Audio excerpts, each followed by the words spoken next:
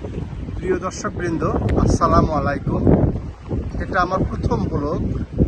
আমি সাধারণত অনেক দেশ ভ্রমণ করি, কিন্তু আমার মনে সবসময় একটা চিন্তা চেতনা ছিল যে আমি নিজে যে জিনিসগুলো দেখি বিভিন্ন দেশে, সেখানে এই জিনিসগুলো কেন আমি শেয়ার করি না আপনাদের জন্য।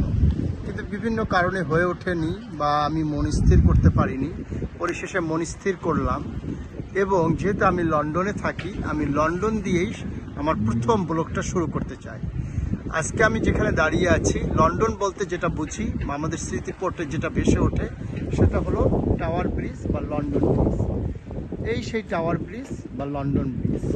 পাশেই আছে কাতারের আমিরের মালিকানাধীন দ্য শার্ট হোটেল, বলা হয় 7 স্টার বা 5 স্টার রেস্টুরেন্ট হোটেল। এই যে লম্বা টাওয়ারটা, আর এই হলো টাওয়ার ব্রিজ।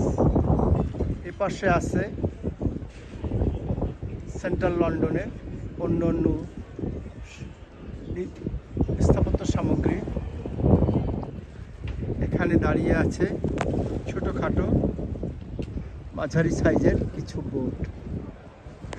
আমি যেখানে দাঁড়িয়ে আছি, এটা টেমস নদীর পাড়ে।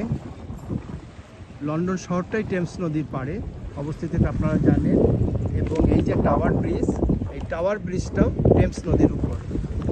আমি সংক্ষেপে এই টাওয়ার ব্রিজ সম্পর্কে আপনাদের সাধারণ একটু ব্রিফিং দিচ্ছি।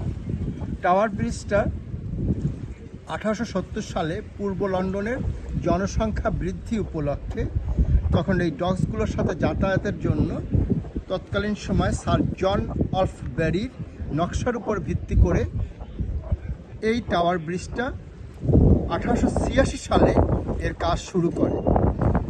432 জন শ্রমিক এবং 5 জন ঠিকাদার। তৎকালীন সময় ব্যয় হয়েছিল 1,01,84,000 পাউন্ড। এবং এই যে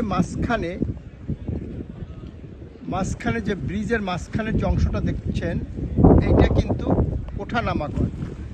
এইটা ওঠানামা করে বিভিন্ন শিপ বা জাহাজ চলাচলের জন্য ওঠানামা করে।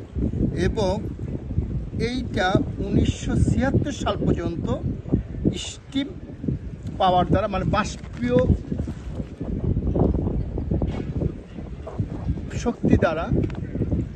শক্তি দ্বারা এটা ওঠানামা করতো। তারপর এটা হাইড্রোলিক বা ইলেকট্রিক হয়ে গেছে।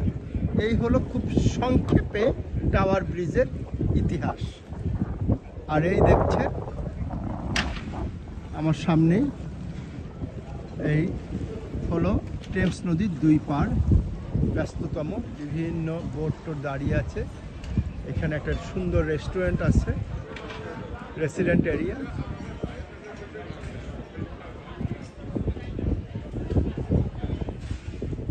এখানে সামারে প্রচুর লোক হয় বিকেলবেলা। এটা ছোট্ট একটা পার্ক, এবং অনেক লোক আসে এখানে বেড়াতে।